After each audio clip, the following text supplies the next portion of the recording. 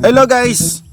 Karon ang uncle ninyo kay wa may sudan, mag-imagine na lang tani guys. So magsugba day ta karon og chicken. Kanetong isugba karon. And then lami tag sudan ng mga palangga. So bag ta og isda. And then kay vegetarian man yung uncle, magsugba po ta og utan. And then gusto po ko kanang may hiwi-hiwi gamay, magsugba po ta og baboy. So kana atong isugba karon, wa man tay ikapalit, so mag-imagine na lang ta nga lami atong sudan, lami atong isugba. So karon atong himuo na.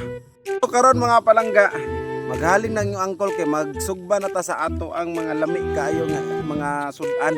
Nga pwede tong sudan karon, so magsugba na ta. So maghaling sa kuha. Watch and learn.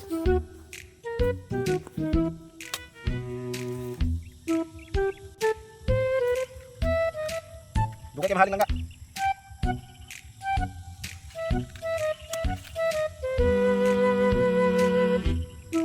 Dugay kay mahaling.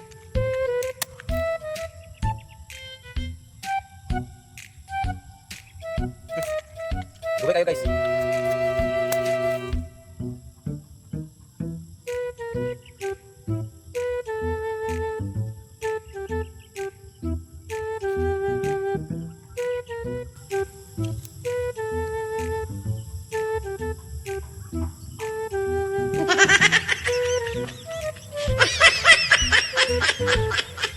So haling na ato ang lukay. So magkuha na ta, magsugba na tag start.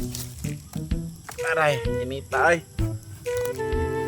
So guys, atong nagsugba karon ang baboy. Baboy sa tinawag sugba. Kay inita man ani. Luto na ning baboy guys. And then sunod atong sugba is ang utan. Utan.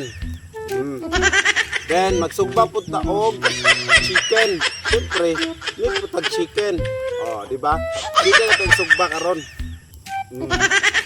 Then, paguman sa chicken, manapod ang baboy o utan. Haling naman kayo natin dito, Andre. Okay, guys.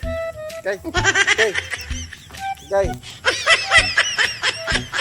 So next guys, atong isugba. Atong isugba. Yung isda. Uy.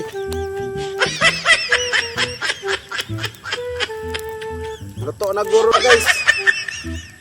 So ato pining i-appeal guys ang kaning kinason guys. Kinason ni guys, lami ni siya. Kinason.